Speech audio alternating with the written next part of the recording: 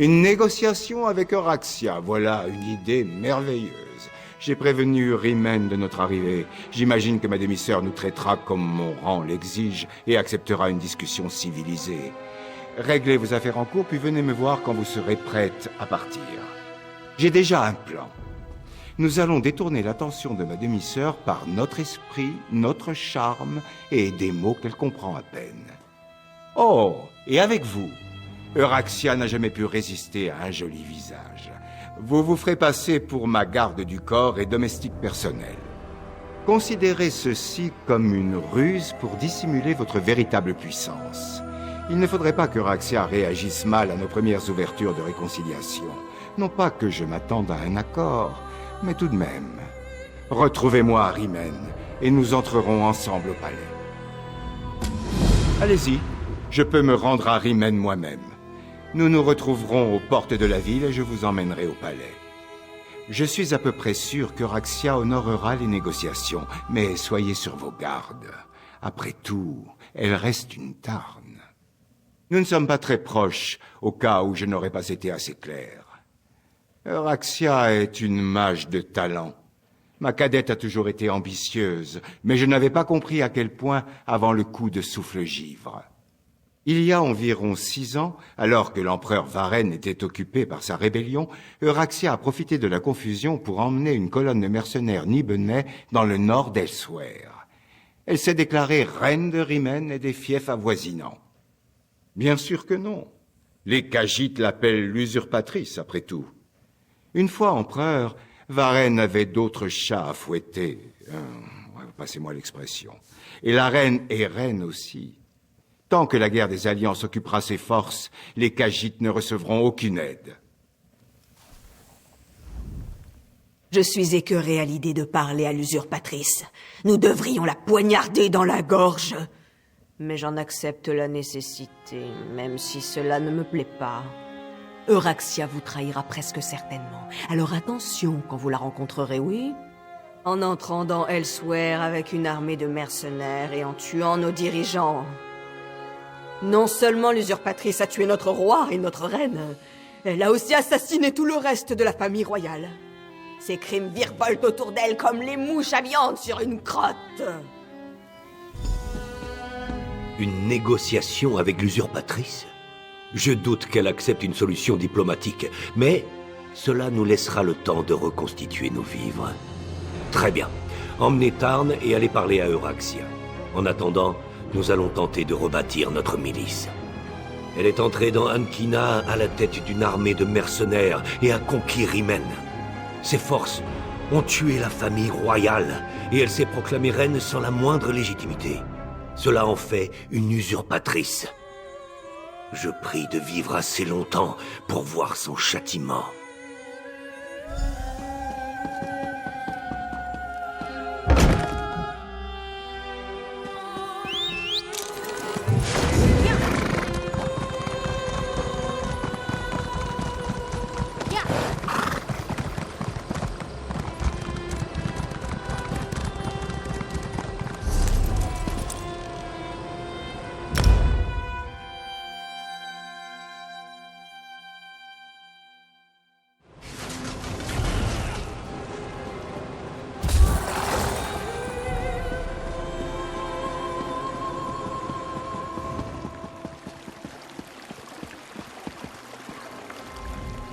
Je m'attendais à du chagrin, du désespoir. Mais la situation est bien pire encore. En surface, oui. Mais la paix imposée par la tyrannie apporte une fausse harmonie. Euraxia utilise la peur et les menaces pour contrôler les Khajiits. Ils sont devenus des citoyens de second ordre dans leur propre province. Je suis catastrophé qu'Euraxia et moi soyons de la même famille. Mieux vaut que je vous montre. Suivez-moi. Je vais vous faire voir toute la vilainie de ma demi-sœur. Elle tient Rimmen d'une main bien plus ferme qu'on ne l'imagine. Très bien. Mais ce que je vais vous montrer n'est pas conseillé aux émotifs. Suivez-moi. Vous avez déjà visité un atelier de Rimmen? Ils traitent les Khajiits pire que des esclaves. Vous avez entendu parler du dragon qu'on a vu en Elsweyr? Plusieurs dragons? Lune noire, un dragon, c'était déjà assez. Plus qu'entendu, même. J'ai vu un dragon de mes propres yeux. J'en suis comme encore. C'est ce bâtiment-là. Pour la plupart des Khajiits de Rimen, c'est le seul emploi possible. Ils en sont sortis enragés dans un grand... L'atelier sert de piège pour les pauvres et les plus démunis, ceux qui croulent sous la dette. Ils viennent trouver un emploi et gagner un salaire décent, mais les frais déduits pour le gîte et le couvert finissent par les accabler. L'une des premières décisions de Raxia, une fois proclamée reine, fut d'instaurer des taxes et amendes exclusives à la population khajiite. Personne d'autre n'a besoin de cet atelier. C'est une tactique cruelle, mais efficace. Les Khajiits de Rimen? Non. Toute plainte entraîne des amendes pour troubles de l'ordre public ou autres faux prétextes. Personne ne veut prendre le risque d'alourdir sa dette.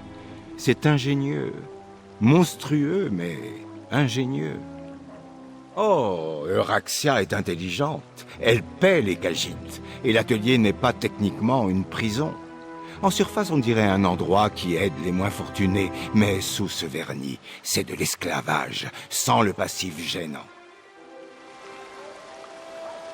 Maintenant, allons voir le marché de Rimen.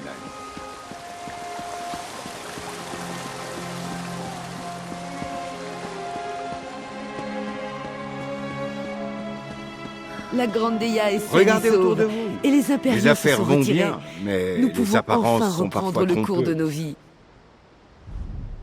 C'est difficile à voir, mais les marchands khajiits s'efforcent de garder leurs étals ouverts, pendant que les entrepreneurs moins bestiaux engrangent les bénéfices. Euraxia voudrait faire croire que c'est une histoire d'éthique de travail, mais nous savons qu'il n'en est rien. Mal, c'est bien peu dire. Les marchands khajiits doivent s'acquitter de taxes élevées, de frais d'inspection supplémentaires, des permis coûteux. Euraxia leur prélève tout l'or qu'elle peut. Elle a même instauré une taxe à la fourrure. En surface, il semble raisonnable que les Khajiits paient les inspections supplémentaires pour vérifier qu'on ne retrouve pas leur fourrure dans les produits qu'ils vendent. Et s'ils perdent parfois leur poil, c'est sûr, c'est avant tout un outil supplémentaire de discrimination contre les habitants légitimes de ce pays. Venez. J'aimerais vous montrer les améliorations que Raxia a apportées au mur du palais.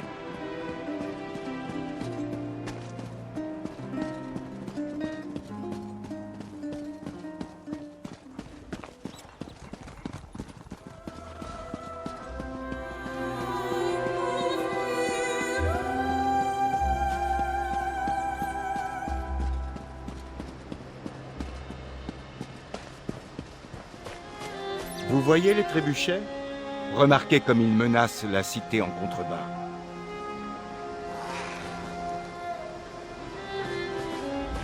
Vous voyez les armes de siège sur les murailles? C'est le secret de la réussite de ma demi-sœur. Comment croyez-vous que Raxia maintient l'ordre et garde son emprise sur la force de défense? Elle a déclaré publiquement et souvent que toute tentative pour libérer Rimen lui fera déverser toute la rage des armes de siège sur la ville. Si Euraxia ne peut pas avoir Rimen, personne ne l'aura. Elle détruirait la ville en un clin d'œil si elle risquait d'en perdre le contrôle. Bien sûr, elle rappelle à ses citoyens non bestiaux que seuls les quartiers khajiits sont visés. Bien sûr que non, mais ce mensonge rassure ses partisans. Les Khajiits savent que même une manifestation pacifique pourrait mener à la destruction de Rimen. Pour l'instant, personne ne s'est opposé à Euraxia sur ce sujet. On le comprend aisément. Lorsque nous entrerons dans le palais, laissez-moi parler. En tant qu'aîné des Tarn, je dois démontrer ma domination sur Euraxia et négocier une cessation des hostilités.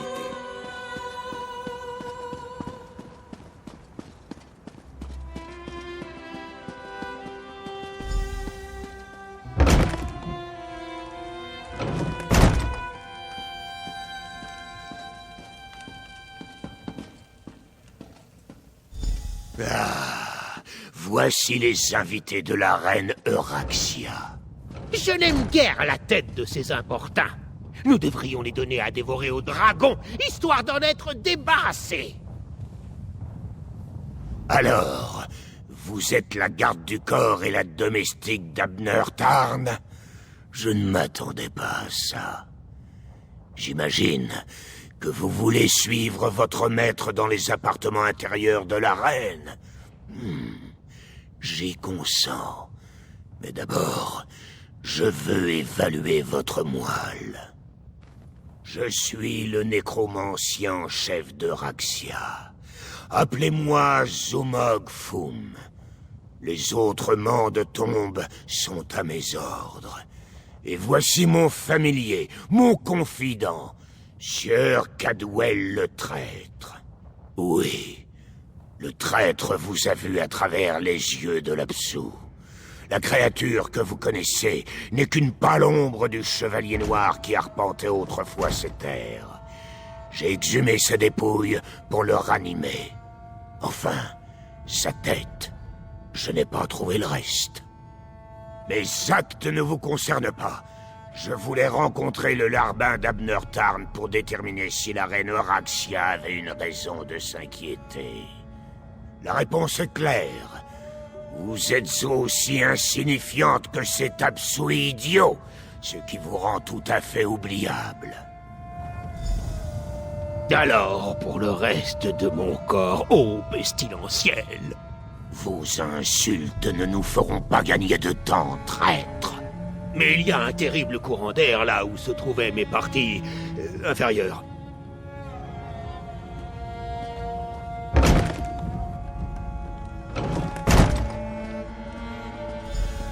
Voici Abner Tarn, grand chancelier et gardien de Nibelheim, mage de bataille impériale du Conseil supérieur et patriarche de la dynastie Tarn, avec sa garde du corps. Ah, demi-frère, ton arrivée est si... quelconque. Se faire passer pour une reine n'est Chut, pas... Abner, tu m'ennuies. Garde du corps, vous avez l'air intéressante. Venez me parler. Vous l'avez entendu. Bonne chance.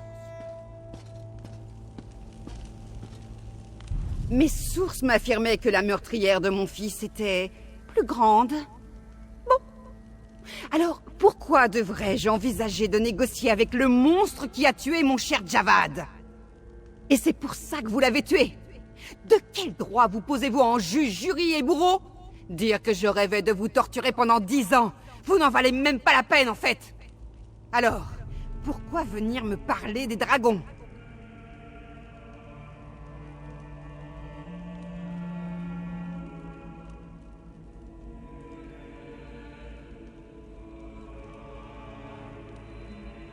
Vous pensez que vos belles paroles me pousseront à révéler mon plan par mégarde?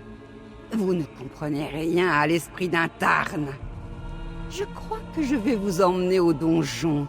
Lorsque vous m'aurez assez supplié d'abréger vos souffrances, je donnerai votre dépouille à Foum. Il faudra davantage que de grandes paroles pour m'arrêter, tueuse de fils. Mais vous avez raison. Moula Amnir et moi avons une relation privilégiée. Un accord. Les dragons vont asseoir mon autorité sur Elsweyr. Avec leur aide, rien ne pourra m'arrêter. Assez! Zumog Foum, quelles sont les nouvelles? L'adeptorium des vents du désert est tombé. Donnez l'ordre et nous attaquerons Fort-Rivière. Alors, l'ordre est donné. Et maintenant, demi-frère? Une trahison. Comment aurais-je pu m'y attendre? Garde! Emportez-les au donjon! Je ne pense pas, non.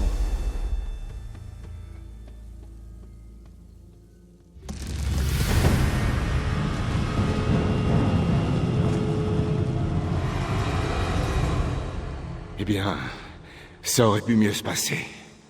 Je m'attendais à cette trahison. Malheureusement, mon sort de téléportation ne pouvait pas traverser les murs du palais. Alors nous sommes arrivés ici, dans les égouts.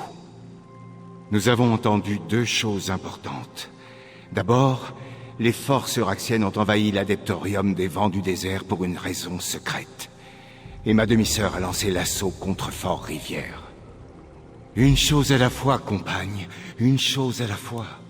Je dois reprendre des forces après nous avoir envoyés dans ce trou de Ragnar. J'ai besoin de votre aide pour sortir. Ensuite, nous nous occuperons de l'adeptorium des vents du désert et de Fort-Rivière. Là, je me rattrape enfin. Merci de retourner le couteau dans la plaie. La magie épuise le corps, et je manie des forces puissantes depuis bien avant votre naissance. Il y a toujours un prix à payer. Tâchez de vous en souvenir aussi. À un moment ou à un autre. Plus vite si vous changez de sujet. Mes forces reviendront. Elles reviennent toujours. Maintenant, faites-nous sortir de cet égout pour prévenir les vents du désert et Fort-Rivière.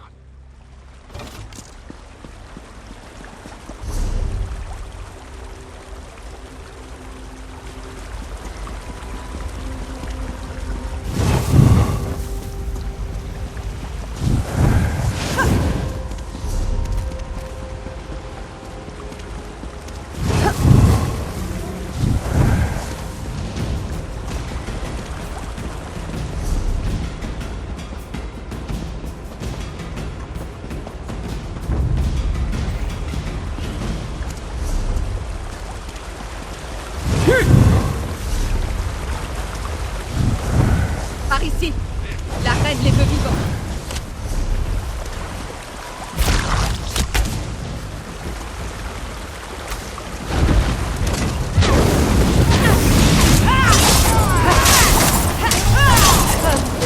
Dans les égouts. C'est ce que la reine avait annoncé.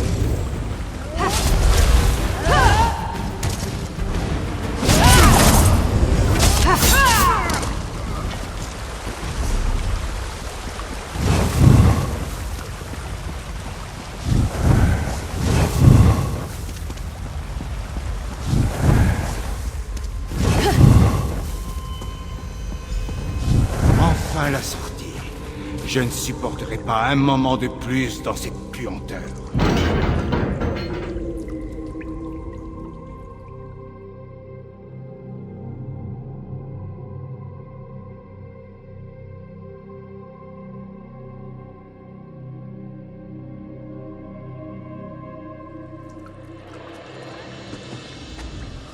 Eh bien, voilà une expérience que je ne relaterai pas dans mes mémoires. C'est ici que nous nous séparons. Cela empêchera les larbins de Raxia de nous suivre. Allons, allons. Cela s'est mieux passé que je ne le pensais. Nous savons que Raxia cherche quelque chose à l'Adeptorium des Vents du Désert, et nous savons qu'elle va lancer une contre-attaque contre Fort-Rivière. Ce n'est pas tout à fait vrai. Si mon pouvoir n'était pas épuisé, ne nous égarons pas. Je vais aller prévenir Gareshri à Fort-Rivière. Nous préparerons la ville pour l'assaut. De votre côté, allez découvrir ce qui se passe à l'Adeptorium des Vents du Désert.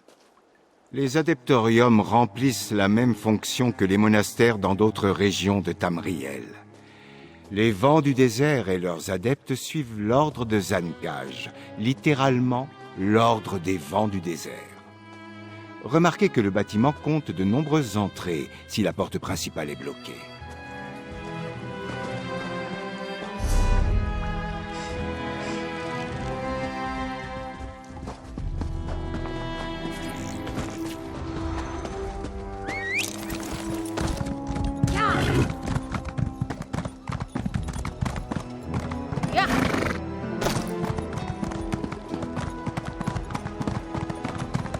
Par les eaux de Shor. Rigursamek.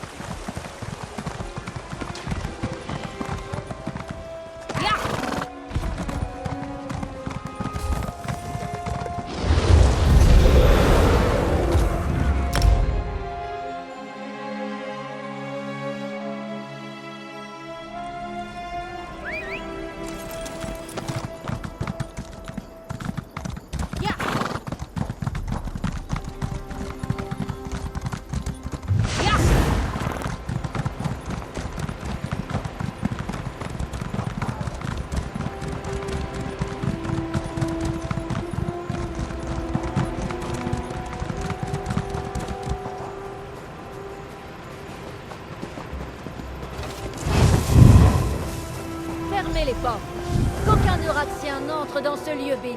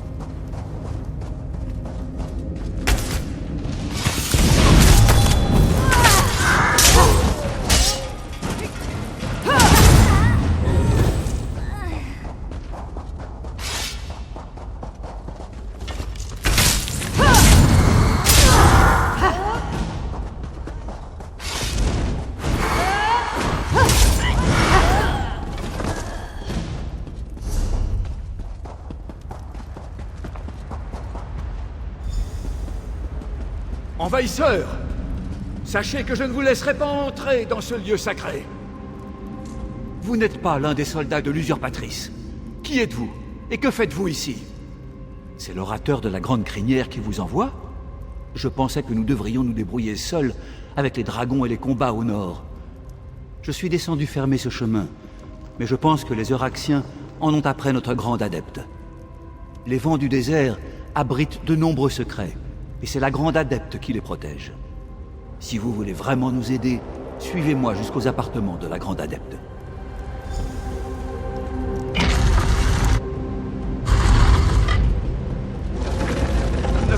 Non! Poussez la porte! Allez! Allez sauver le grand adepte! Allez, trouvez un autre moyen pour entrer.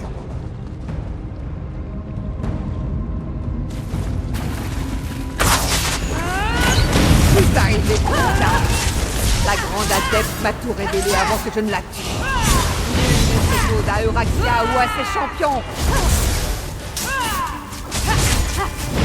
Vous n'êtes rien face à mes pouvoirs.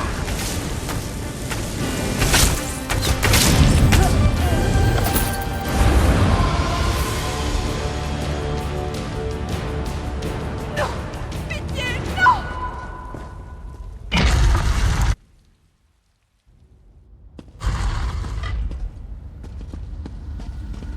Aidez-moi! Ne laissez pas Zumok Foum prendre mon âme! Zumok Foum, c'est l'œuvre du nécromancien. Même dans la mort, je le sers. Il a parlé de bénédiction pour me protéger. Le maudit, il a pris mon âme. Pitié, aidez-moi. Libérez-moi de cette malédiction. Nous cherchons un antique secret, protégé par la grande adepte. Elle a bien résisté, je l'admets. Zumok Foum cherche l'emplacement des membres du traître. J'ai appris où se cache son cadavre démembré. Aidez-moi, par pitié! Vous avez tort. Ce secret est à moi. Ce que la mage de bataille savait de son vivant. Elle me le murmure à l'oreille dans la mort. Bientôt Fort-Rivière tombera et le traître sera ressuscité. Que le quatrième vent ouvre la voie. Grand adepte! Non, j'ai échoué. J'étais trop... Que s'est-il passé ici? Qui a tué la grande adepte? Je vous remercie d'avoir vengé la grande adepte. Mais pourquoi ont-ils attaqué cet adeptorium pacifique? Pourquoi tuer une vieille élève inoffensive des vents du désert? L'usurpatrice a commis une erreur en faisant tuer la grande adepte. Leur attaque aura eu une conséquence inattendue. Les élèves des vents du désert vont quitter leur adeptorium. Nous allons nous rallier à la cause de Gareshri. Euraxia tombera. Nous ne sommes pas nombreux, mais nous sommes forts. Les adeptes des vents du désert aideront la ville. Je vous retrouverai sur place une fois que nous aurons mené les rites appropriés pour la grande adepte.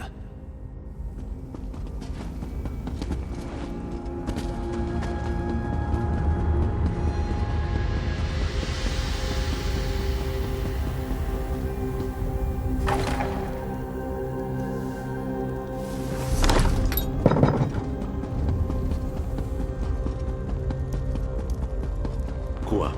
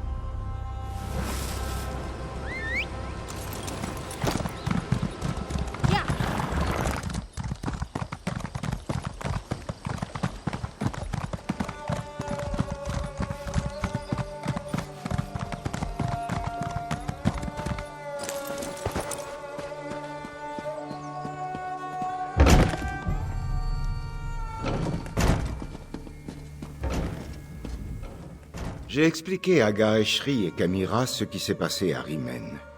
Ils mobilisent nos dernières forces. Mais dites-moi, qu'avez-vous découvert à l'Adeptorium des Vents du désert? Je me suis souvent demandé qui était Cadwell avant de devenir un Apsu. Je connaissais les légendes du traître, mais je n'avais jamais fait le lien. Le Cadwell que nous connaissons est si différent. Nous nous occuperons de Zumokfum une fois Fort-Rivière sauvée. Autre chose à signaler? C'est une bonne nouvelle.